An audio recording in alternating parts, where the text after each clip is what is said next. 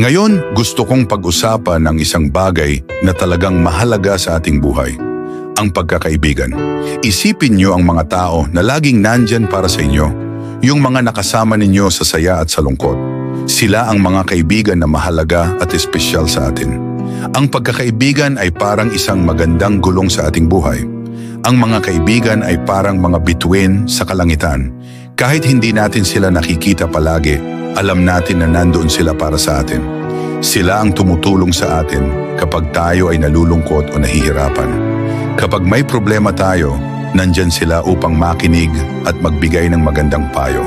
Sila rin ang nag-aalaga at sumusuporta sa atin sa ating mga pangarap, tulad ng mga guro at magulang. Kapag kasama natin sila, mas nagiging masaya ang bawat sandali. Naglalaro tayo, nagsasaluhan ng mga kwento at nagtatawanan.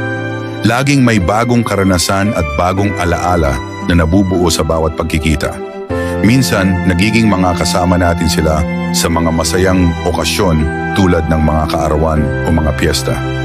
Pero kapag kasama natin ang ating mga kaibigan, mas madali itong lampasan. Sila ang nagudyok sa atin na maging mas mabuting tao. Tinutulungan nila tayong makalimutan ang mga problema at mag-enjoy sa mga masasayang sandali. Sinasamahan tayo sa mga araw na tila hindi maganda at nagbibigay sila ng lakas upang patuloy na lumaban. Kaya mahalaga na alagaan natin ang ating mga kaibigan. Makinig tayo sa kanila kapag may sinasabi sila. Ipakita natin ang ating pagmamahal at pasasalamat sa mga maliliit na paraan.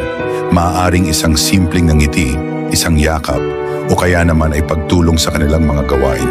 Hindi mahalaga kung gaano karami ang ating mga kaibigan. Ang mahalaga ay kung gaano sila kahalaga sa atin at kung paano natin sila pinapahalagahan. Tumulong tayo sa isa't isa at lumikha ng masayang grupo.